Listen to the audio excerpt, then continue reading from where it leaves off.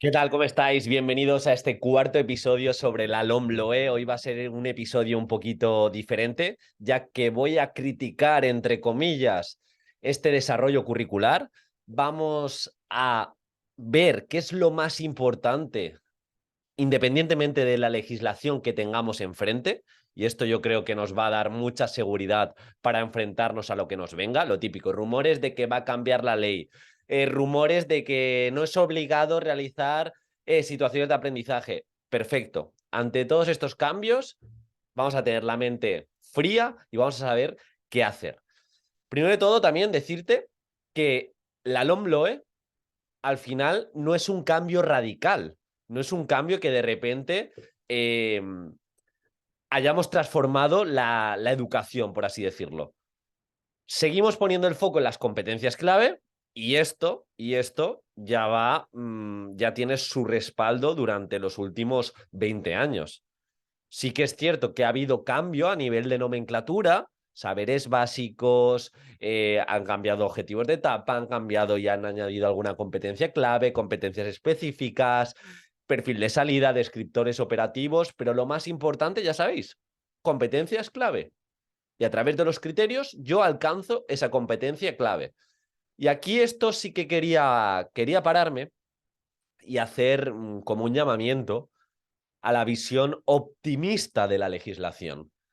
Últimamente me muevo más por el terreno Twitter, no debería, pero sí que es cierto que hay hilos de gente como Héctor Ruiz que merece mucho la pena y te motiva a estar en Twitter, pero también se observa mucha queja y mucha queja sin ningún tipo de pragmatismo o de profundización.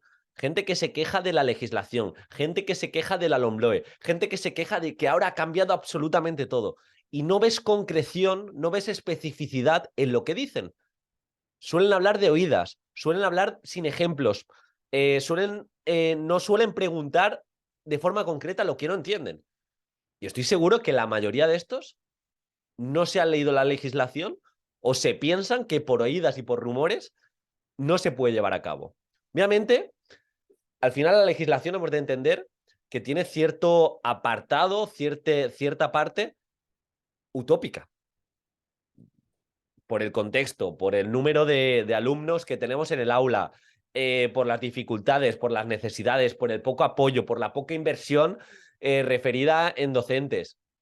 Pero aún así, tenemos dos opciones. O tener una visión positiva, optimista de lo que leemos y nos vamos leyendo la legislación, vamos entendiéndola y vamos escogiendo lo que nos puede hacer bien y lo que nos puede hacer mal, y sobre todo poniendo el foco en ¿esto cómo lo puedo llevar a mi proyecto de centro? ¿Esto cómo lo puedo encarar en mi programación? Esto que no entiendo de manera concreta, no tengo ni idea de cómo programar en competencias específicas, lo pregunto, se lo pregunto a Diego, se lo pregunto, pero preguntas concretas.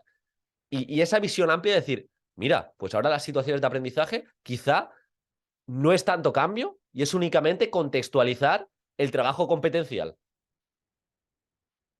Que al principio va a costar más, está claro, pero lo que vengo a decir es que no es una evolución tan radical, tan radical.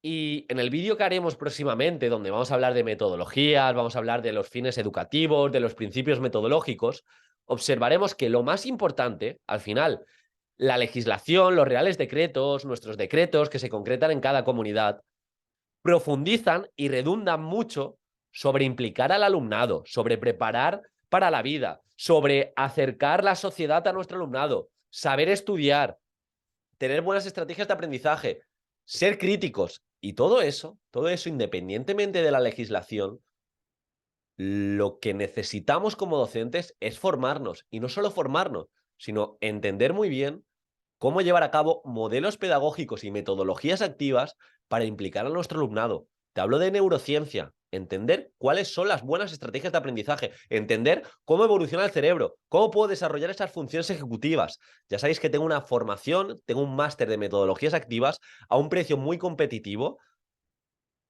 en el que durante 14 meses vas a aprender todas estas metodologías activas.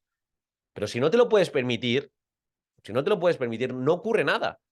O sea, al final te tienes que formar. Hay libros muy buenos de metodologías, hay libros muy buenos de modelos pedagógicos, pero hemos de entender cómo implicar a nuestro alumnado.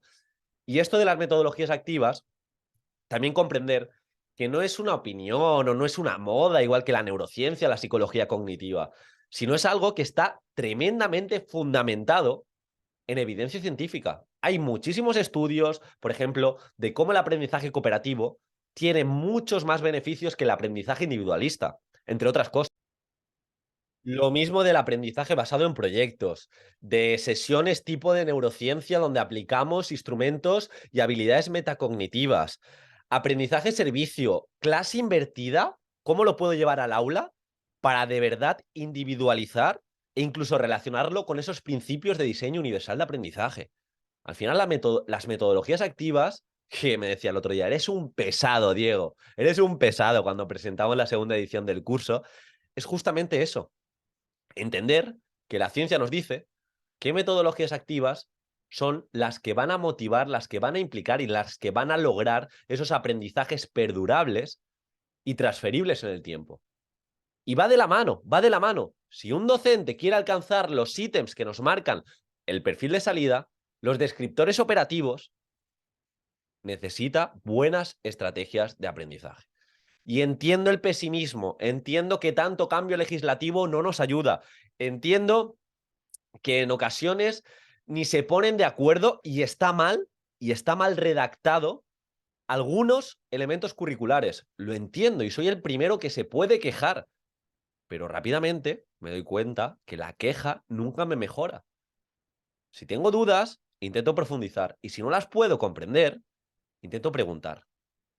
Y también, como digo, esta serie de episodios están enfocados en daros un poco de luz al respecto. Así que, de nuevo, te incito a que cualquier tipo de duda, cualquier tipo de pregunta, las dejes en los comentarios. Y también muy importante, ante este cambio legislativo, ya he dicho que lo fundamental sería, como docentes, formarnos e incluso dedicar un porcentaje de tiempo mayor a metodologías activas, pero hay otra pata de la mesa muy importante en nuestra profesión. Y también si somos opositores, en saber opositar para diferenciarse y para que nuestro producto valga más.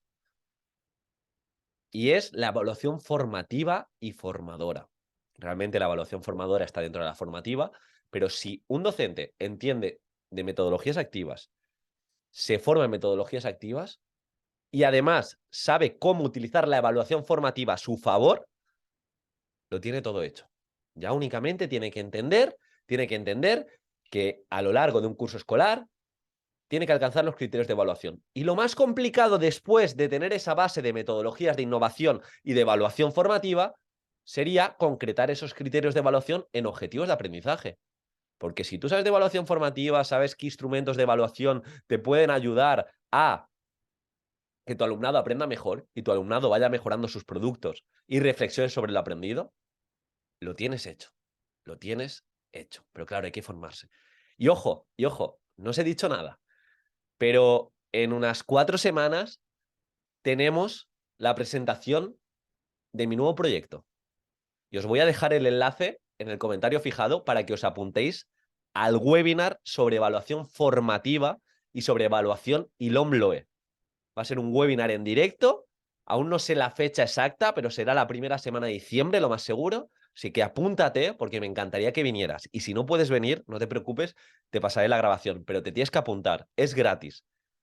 Y va a ser, os aseguro, va a ser un proyecto que va a revolucionar la forma de evaluar y de una vez por todas os va a acercar la evaluación formativa como es muchísimo más importante que la evaluación sumativa.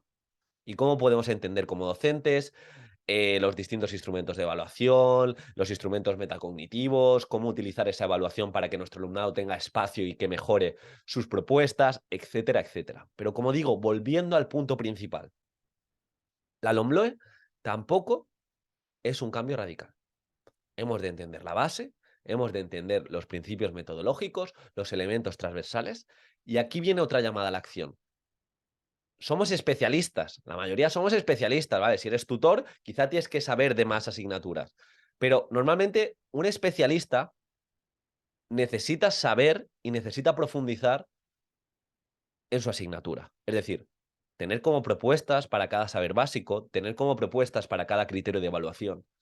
Y es algo que tenemos que relacionar con las metodologías activas. Si estás en mi formación de metodologías activas, pues entender que para cada criterio de evaluación, que al final se divide en competencias específicas, necesitas una propuesta competente, porque esa propuesta competente, ese producto final, que puede ser un aprendizaje-servicio en el que ayudes a una serie de señores y señoras que están en un centro de día y les motives mediante una obra de teatro o ayudes a reforestar cierto punto o le busques una propuesta alternativa a ese parque colindante para gestionar el ocio de tu alumnado.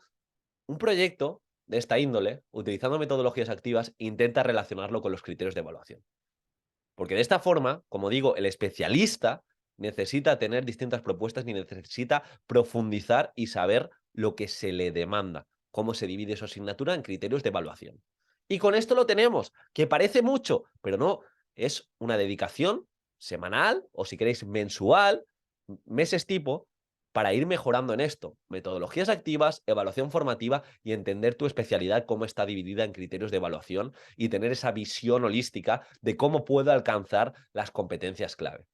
Así que de verdad que no es tan complicado. Vamos al menos, los oyentes que me escuchan, tener esa visión amplia y esa perspectiva optimista de qué puedo coger de esta legislación, de qué puedo coger de este desarrollo curricular LOMLOE para mi centro o para mi forma de programar, para mi forma de opositar. Así que cualquier duda, te leo en los comentarios, de verdad, espero que te haya aportado también este vídeo y recapitulamos, metodologías activas, evaluación formativa y formadora y ser buenos y de verdad ser especialistas de nuestra asignatura. Y si somos tutores, Diego, si doy distintas asignaturas, pues aparte de todo esto, obviamente no vas a ser especialista solo en una asignatura, pero sí entender esas unidades didácticas interdisciplinares, esas situaciones de aprendizaje, es que acaba de entrar un mosquito. Y sobre todo, lo que te va a sustentar es la neurociencia y la psicología cognitiva. Esas buenas estrategias de aprendizaje que te van a ayudar a que tu alumnado aprenda mejor.